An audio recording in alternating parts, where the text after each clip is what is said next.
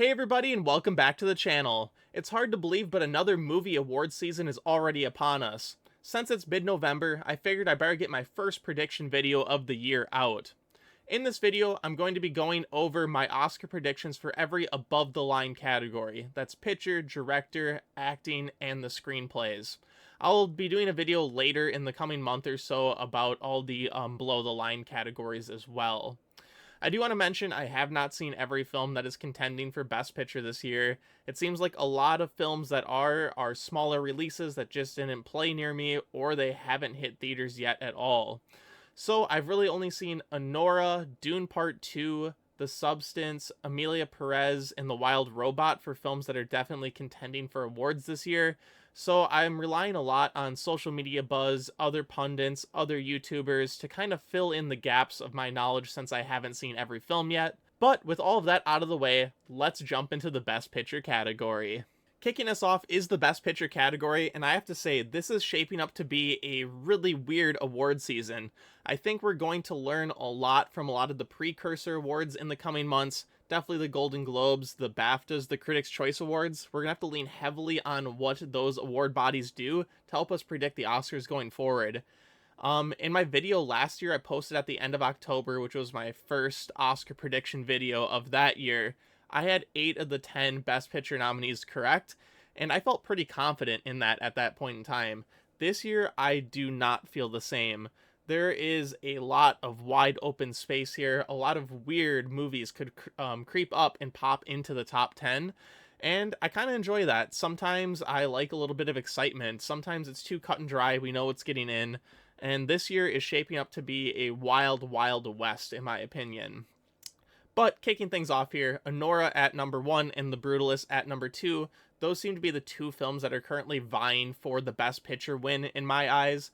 I've seen Anora. I absolutely love the movie. I think Mikey Madison gives one of the best performances of the year, and I would be ecstatic if it won. I have not seen The Brutalist yet. I will say, I think The Brutalist, just based on its plot synopsis, seems more like a Best Picture contending film in my eyes, but that 3.5 hour long runtime is giving me some pause. With that being said, Anora doesn't seem like it's running away with this either, it being mostly a comedy film along with a lot of nudity and sexual content. Just isn't something that has won the Best Picture prize before.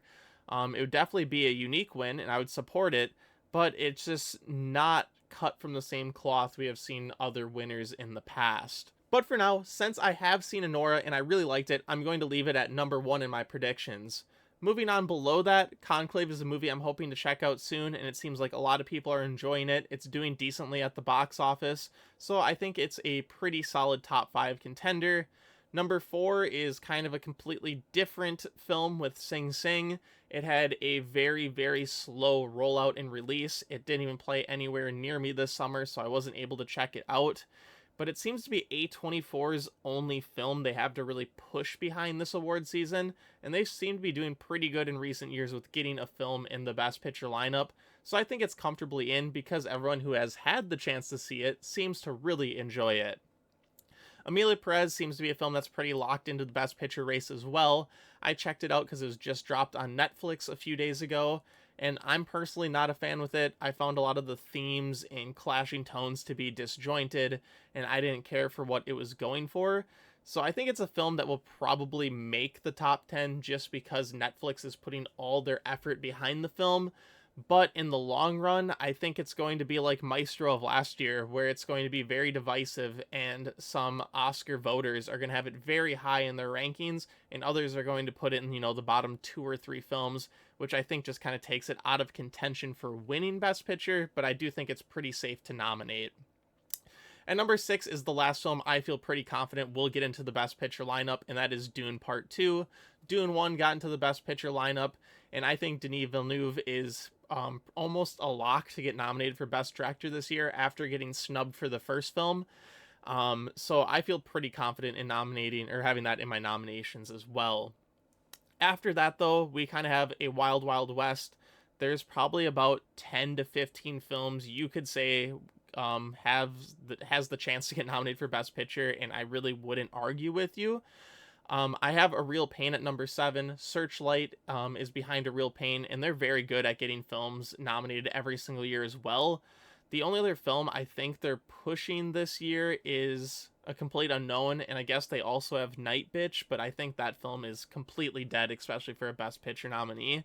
But it seems like a lot of people are loving Kieran Culkin. He's a front runner for the supporting actor category, and Jesse Eisenberg is a previous acting nominee, and he wrote and directed this film. So I think there's just a lot around this film that seems like it is kind of gearing up for a decent Oscar push. Next is Nickel Boys, which I heard is a really interesting looking film. It's definitely doing well with critics right now, and it just seems like one of those films that can get some above the line nominations as well in the directing category specifically, and possibly in an acting category. And I heard it's just shot really well and looks really good, so for now I'm leaving it in. I definitely want to check this one out soon. Then for a big one at number 9, I do have Wicked. When I was looking at all the Best Picture nominee contenders this year, the two films that really stuck out to me were Gladiator 2 and Wicked. It seems like every year there are a few big budget box office hits that make it into the Best Picture lineup. I mean, last year we had Barbie and Oppenheimer, and this year all we really had was Dune Part 2 for the longest time, just because the summer movies didn't seem to make that big of a wave. But Gladiator 2 and Wicked are hitting theaters the same exact day in the upcoming weeks here.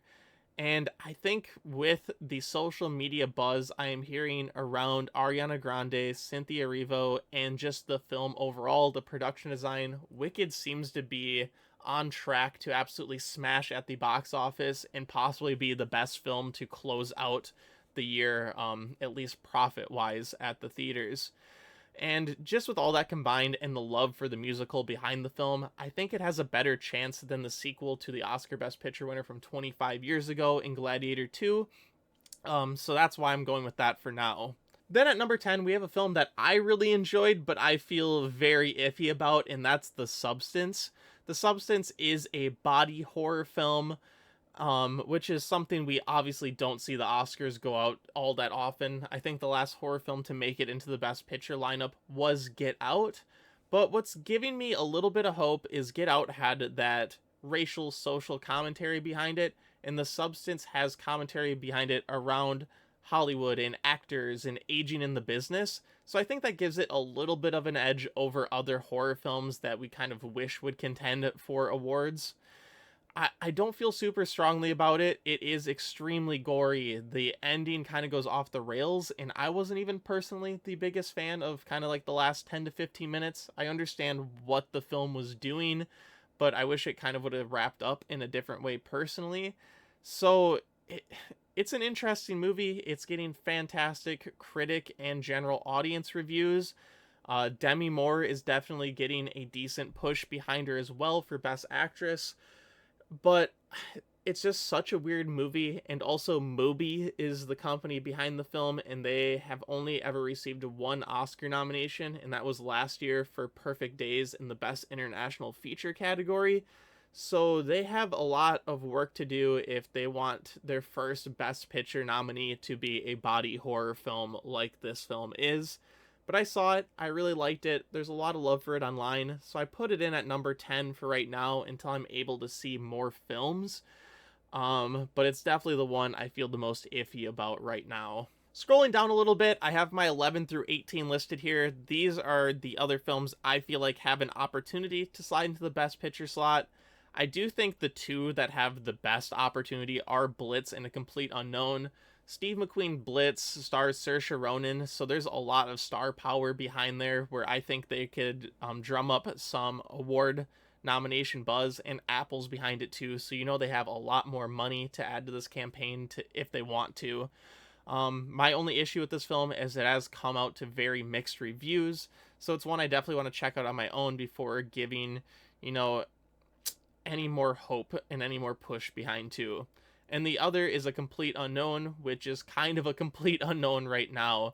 It is a musical biopic that stars Timothée Chalamet, and we don't really have anything, we don't really know anything about this film besides the trailer. I believe it hits theaters in December, so it's the kind of like the sleeper of the season. If it comes out to really strong reviews, I could see it easily jumping into the top 10, but if it comes out to mixed or negative reviews, it could completely drop off this list.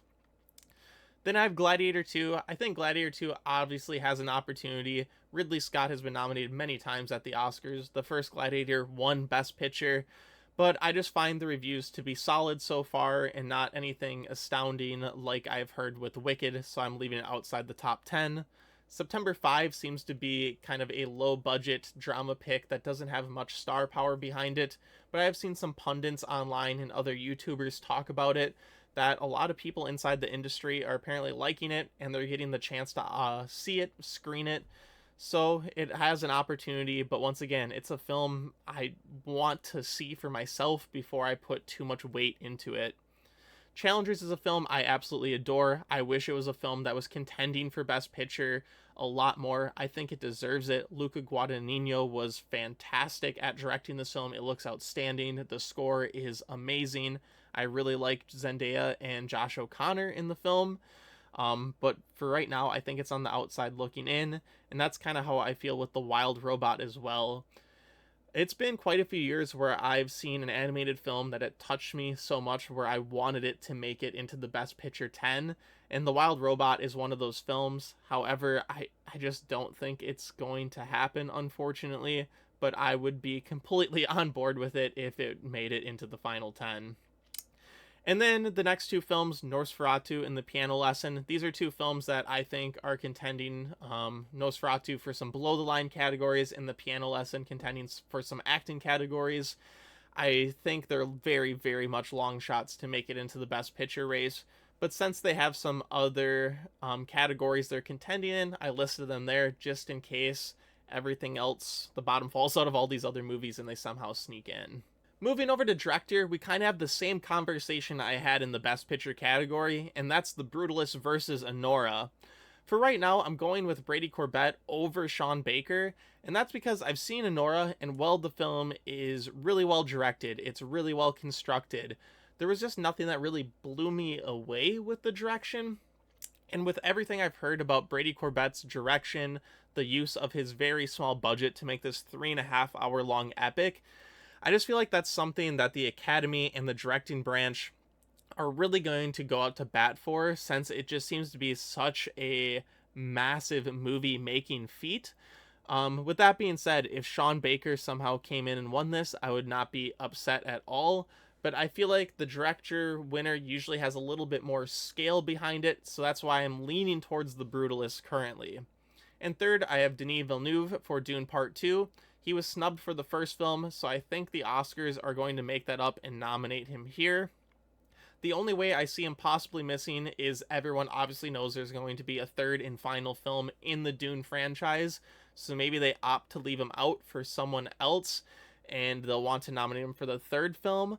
But Dune Part 2 is better than the first Dune in my opinion, so I have a hard time seeing how they leave him out of this director lineup. And then fourth, I have Ramel Ross for Nickel Boys. Like I talked about in the Best Picture category, I heard that this film just looks absolutely amazing, and they're doing a lot of cool things with the camera and direction style. And if you're doing something that unique, the director branch really likes to reward people for doing things outside the box. So I think this is a film that can easily sneak into the director category. Now, the fifth slot is where I just don't know where to go. I currently have Coralie Farja in for The Substance, and that's just because I've seen the film and I absolutely love the direction. If you ask me, that is my favorite part about The Substance. I just love how all the different shots come together. I also think the editing helps a lot. The editing is outstanding alongside the direction, and it's just such a unique horror experience. I just don't know how the director branch feels. Most of the time, they're a branch that likes to go out and do their own thing. They're all right with selecting someone from outside the box that's not contending in a lot of other categories if they feel that is the right choice. And I'm just not sure if we've seen them go out to bat for a lot of horror movies in the past. I do know Jordan Peele got in for Get Out, but I just can't recall a horror movie previously to that, and that's just because horror movies are so rare. at these award ceremonies. I do think she has a very solid chance at getting in at the Critics' Choice Awards, which would be very, very cool. And if she gets in at Golden Globes, that is a giant push to her campaign as well. A lot of people have Amelia Perez, Jacques Audiard in currently, but after seeing the film, I didn't care for how the film was put together. To me, it was very choppily put together. Some of the editing didn't work, and I just didn't see any giant grand shots that led me to believe that this was a directing feat of the year. To me, it kind of felt like it was going towards what the substance was trying to do, but done in a lesser way, in my opinion. I just didn't fully see the vision, but if enough people love that movie, I could easily see it getting in. And then below that, I have two Best Picture nominees that we think are pretty well locked in, with Edward Berger for Conclave and Greg Quedar for Sing Sing. I apologize if I pronounced anyone's name wrong during this, but they have films that are contending in Best Picture, so a lot of eyes are going to be on them. And I definitely think they have a outside chance to get in, but I think it's definitely a longer shot than the top six. And then I have Steve McQueen for Blitz and Luca Guadagnino for Challengers.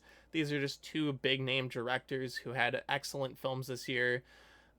Challengers, I think, really deserves to get in, but I don't think it's going to make it in. And Steve McQueen, I think the reviews are just too mixed. But I did hear his directing is very solid in the film. So, if it's something that's really up the directing branch's alley, it's a possibility.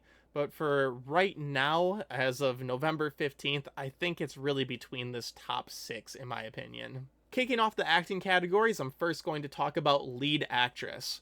And I think by far the frontrunner right now is Mikey Madison for Anora. Mikey Madison is on another level in this film. I absolutely adore her performance, and I think she truly deserves the Oscar out of everything I've seen so far. Like I said, definitely a lot more films to come, but I have a hard time seeing anything that's going to top her performance in Anora for me.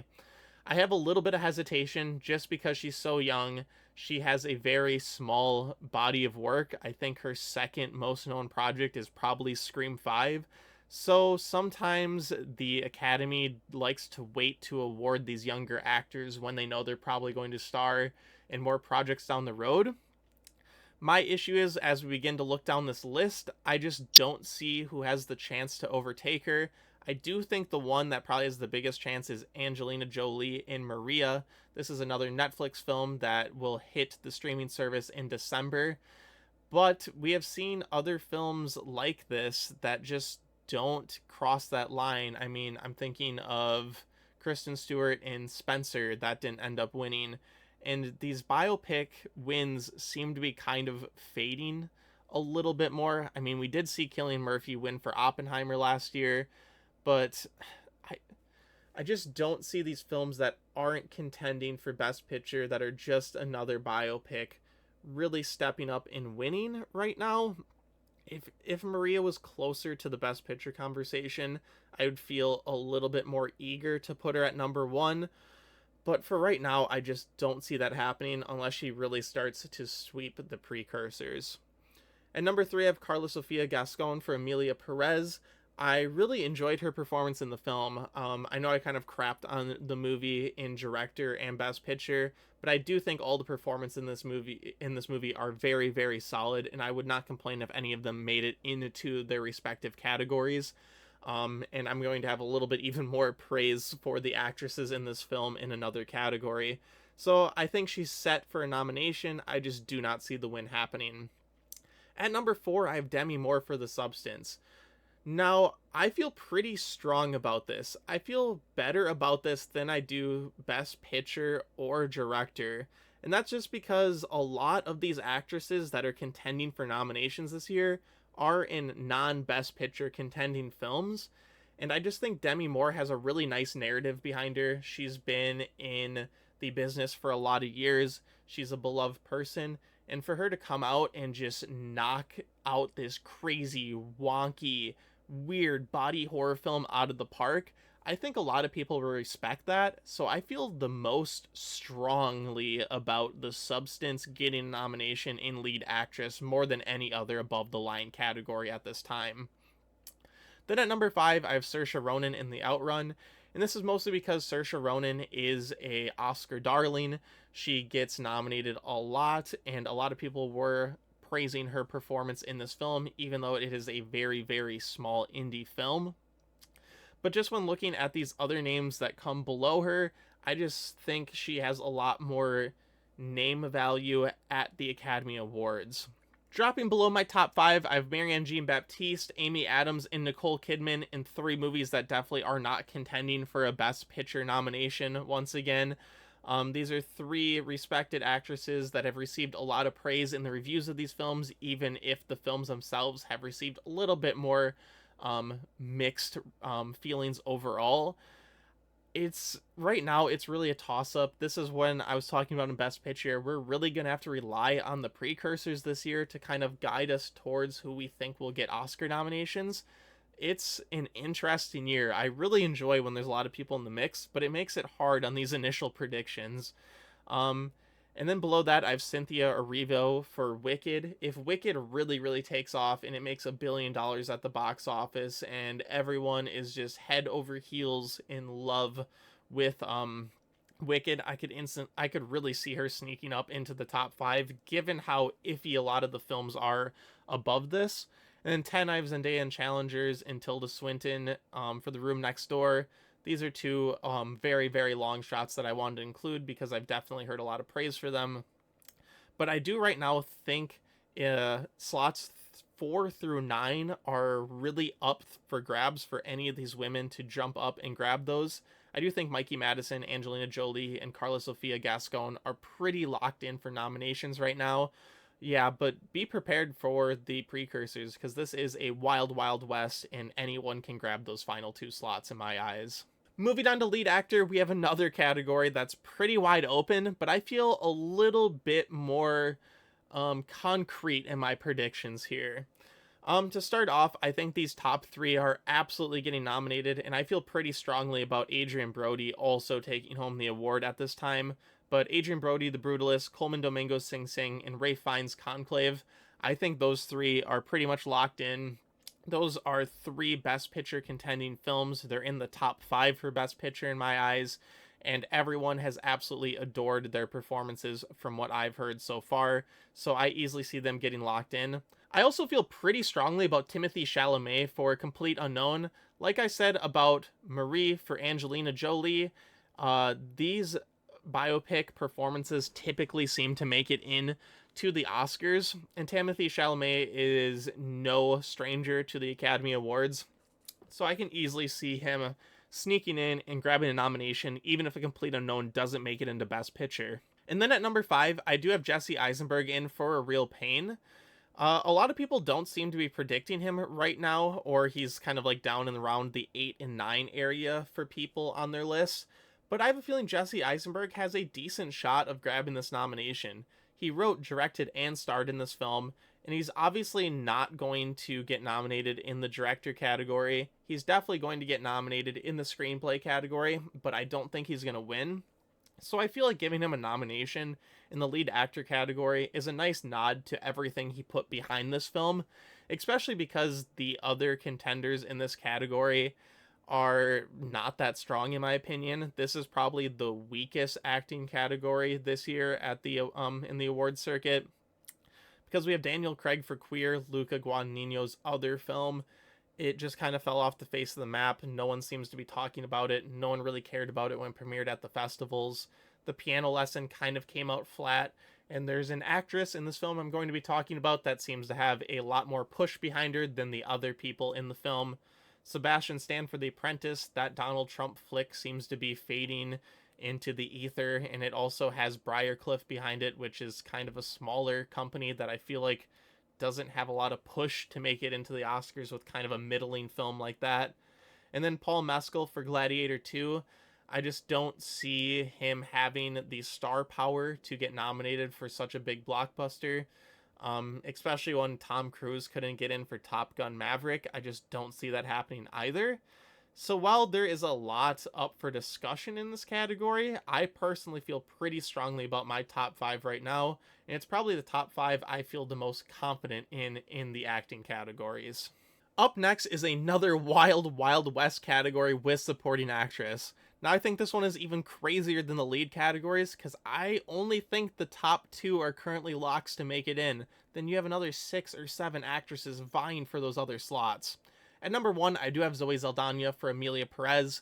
Like I said when I was talking about Carla Sofia Gascon, I actually enjoyed the performances in this movie, even if I didn't care for the film overall. And I do think Saldana gives the best performance in the film, and I absolutely would not be upset if she took home the gold trophy, just because she has such an amazing career and a good performance in this film. And number two is Felicity Jones in The Brutalist. I feel like a lot of the performances in this film are just going to come along with the film since it is a top two contender for Best Picture. Then at number three, I have Danielle Deadwyler for The Piano Lesson. Everyone that has talked about this film, even if they didn't like it, has highlighted Danielle Deadwyler. And if she has that much, love behind her and Netflix supporting her with this film, I think she has a pretty good push to make it in to supporting actress. And number four, I have Saoirse Ronan for Blitz, since that kind of is a film that's teetering on the outskirts of the Best Picture race. And once again, Saoirse Ronan is an Oscar darling. I think she has a chance to make it in here. I've kind of been going back and forth on if she would get double nominated this year for the Outrun and Blitz. And I feel like she won't, but right now it's just kind of my gut feeling because I do think she's at least going to get nominated for one of the two films. So just to be safe, I'm putting her in for both categories right now, even if I don't have the most confidence in that. But yeah. And then at number five, I have Ariana Grande for Wicked. Every single early screening review of this movie has given her rave reviews, rave praise, saying she's absolutely stealing the show here. And if this film is as large as it seems to be, given its box office pre-ticket sales and the buzz around it and the love for the play alongside that, and just how big of a star Ariana Grande is, if she knocks out of the park, I think she does have a pretty good chance of making it into the supporting actress race. Moving on to number six, I have Anjanou Ellis Taylor for Nickel Boys. I think this really depends on if Nickel Boys makes it into the Best Picture lineup and makes it into director. I think if both those things do happen, like I have currently predicted, I think Anjanou Ellis Taylor has a pretty good chance of maybe leapfrogging like Saoirse Ronan in for Blitz if Blitz is on the outside looking in for most of the above the line categories. But like I said, I just feel more confident in Saoirse Ronan getting a nomination, so I'm leaving her in both categories for the time being. But that'll definitely change once I see more information come out around the other awards bodies. At number seven, I have Selena Gomez for Emilia Perez. I just don't think this film is good enough to warrant 3 acting nominations, and I didn't personally care a whole lot for Selena Gomez's performance. I think she's solid in the movie, and if she got nominated, I wouldn't be upset, but I just don't think she was on the same level as Gascon and Saldana in the same movie. And when you're kind of below the tier of the other two actresses in your same film, I just don't see how you crack the top 5. At number 8, I have Margaret Qualley for The Substance.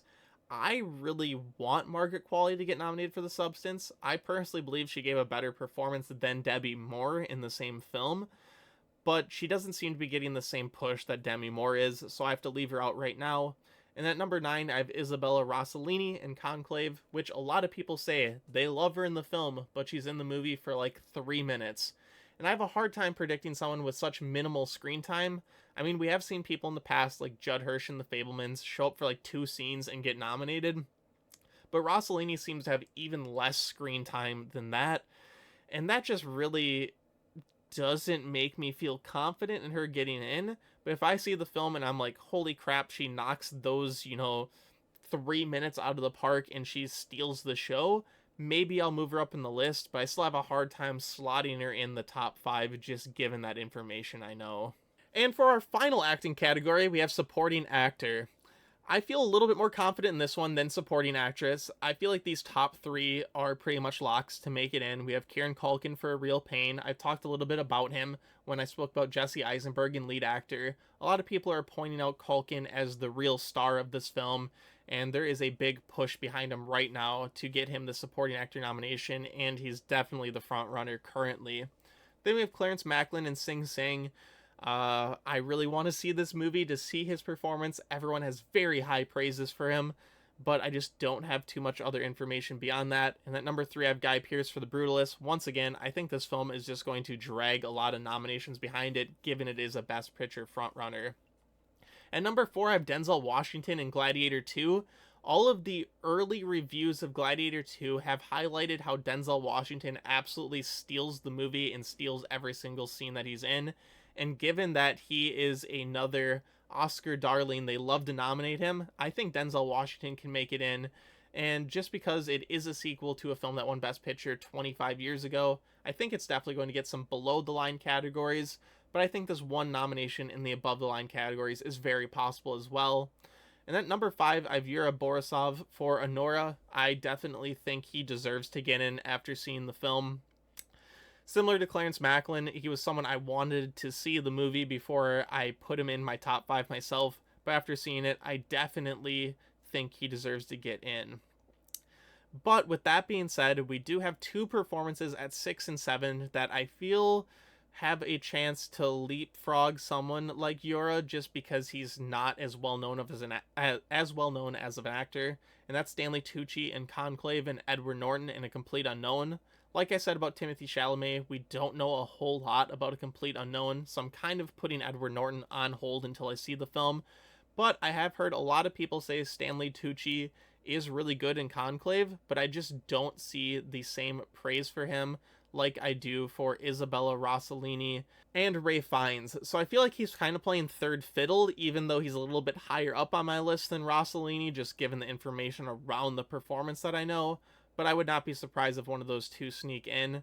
Then below that, I have Jeremy Strong in The Apprentice. I think that movie is slowly fading away, but everyone said that was the strongest performance in the film. And then, I might butcher this name, but Mark Edelstein for Anora. I don't think he was as good as Yura, so I don't think he has a chance to make it in, but he's definitely in the conversation. And then once again, Samuel L. Jackson for The Piano Lesson. Daniel Deadwyler is the big push behind this film. But Samuel L. Jackson is no stranger to the Academy Awards as well, so if The Piano Lesson sees a late resurgence, possible he can sneak in. And we're on to our final 2 categories of this video. First up is Adapted Screenplay. Right now, it really seems like Sing Sing is the front runner, but with how well Conclave is doing at the box office and general audiences and critics are enjoying it, I do kind of think this is a 2-horse race between those 2 films. Third is Emilia Perez. I do not see how the screenplay wins in this category. I do think it's worthy enough to get nominated given how it's going to perform in other categories. It's not something I would personally go out to bat for, but I do think it's going to sneak in and get nominated. After that, once again, I just don't feel too confident. Nickel Boys, just because the film is receiving universal praise right now, and Dune Part 2, just because everyone knows those books are very hard to adapt to film, and Denis Villeneuve and the team behind the Dune films are doing an absolute wonderful job adapting those books to the screen. So I could see them respecting that and getting it in. A Complete Unknown, it's just going to be another biopic. I just don't know if that's going to get into adapted screenplay.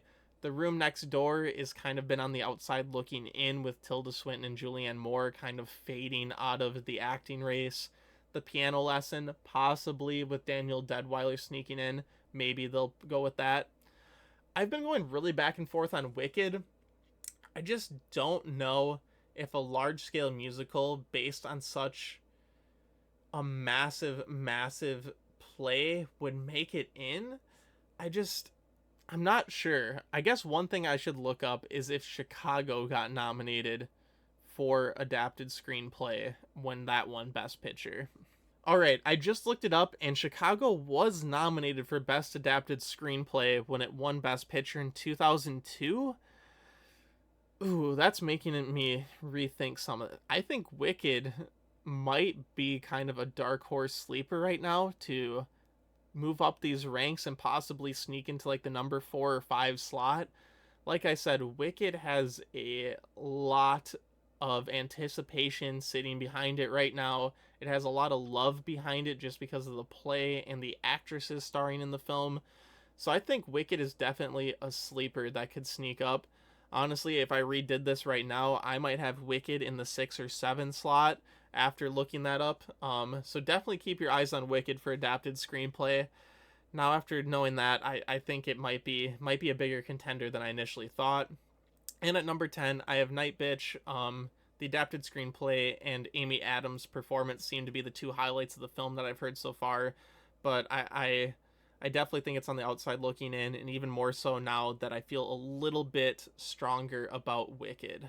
And for the final category of this video, we have original screenplay, which is a very, very important category at this year's Oscars, in my opinion. At number 1, I do have Anora. At number 2, I have A Real Pain. At number 3, The Brutalist. I feel like those three films are absolutely going to make it in. And after seeing Anora, that film is so snappy and comedic and so well put together and flows perfectly that I think it really deserves this original screenplay win. Now, I think this is going to be a key award in predicting who will win Best Picture the night of the Oscars. Now, I mean, the precursors may swing all one way, like all Anora or all The Brutalist, and we may have a pretty good, understanding of who's going to take home the award come March 2nd. But for right now, I think this is kind of the key award a lot of people are talking about where that main swing might happen. Because I think we could see a package where Anora wins Best Picture with Mikey Madison screenplay and picture, and The Brutalist takes home director and actor. But I could also see The Brutalist winning director, screenplay, actor, and picture, and just really sweeping the entire award show. So this is one where I'm really going to keep my eyes out and see how I feel once I see The Brutalist and A Real Pain. I put A Real Pain second because I feel like it's a more righty film. I feel like it relies heavily on that screenplay, and I've heard a lot of great things about Eisenberg and Kieran Culkin and how they go back and forth and handle this script. But those top three are definitely all contending for a win in this category. Then after that, I don't know what to do. I felt pretty strongly about Saturday Night a few weeks ago, but that film made no money at the box office and nobody's talking about it anymore, even though it had a pretty strong outing at TIFF and other film festivals. So I think it has a shot to make it in, but it's probably going to be one of those low nomination type of things, which is possible because we saw May December make it in last year for original screenplay. So, Saturday Night could definitely sneak in for that. And at number 5 right now, I have The Substance, just because I've seen the film, and if I'm predicting it in all these other categories that you saw today, I have to put it in here for right now. And it's also just because there's nothing else really behind that. I've pretty much said challenges on the outside looking in this entire video, so I have a hard time slotting that in at number 5. Blitz, if that sneaks into the Best Picture top 10, like I talked about with Saoirse Ronan, like I talked about with Steve McQueen, absolutely that can make it into original screenplay. But right now I have it, sitting around the outside categories. So I'm not going with that right now. September 5, once again, just a very small film. I need to see more from it to want to predict it. And then Hard Truths and The Seed of the Sacred Fig. Very, very much long shots. I feel like they would have to wow and sneak into other categories for me to want to predict it here. But I have them listed just because this is such a weird category as well. But once again, I don't mind the weird categories. I absolutely love when there's a lot of options to select from. I love when we don't know what's going to happen. It makes the Golden Globes, Critics' Choice Awards, the BAFTAs, all that more interesting. See what's making the short list. See who are they're picking to win. And then we all know, even if someone gets nominated at every single precursor, the Oscars love to snub some people from time to time. Look at Margot Robbie last year. She made it into every single precursor and then got snubbed by the Academy. So, this is going to be an interesting year with a lot of wild films making it into different categories, and I'm here for it. And I'm just definitely excited to check out a lot of these films, because once again, a lot of these films are very, very late releases in the year, late November, coming out in December, or they had very small, releases, and I live in a pretty small town, so it takes a while for me to check out some of these films when they don't play anywhere near me. So I'm getting more excited for this award season as I'm reading more into it, as I'm listening to more videos. I think this is going to be a very cutthroat award season campaign, trying to sneak in some different people to get nominations, even if I think Best Picture is coming down to two films, Anora versus The Brutalist. Well, there you have it. My current predictions for every above the line category at the upcoming 2025 Oscars in March.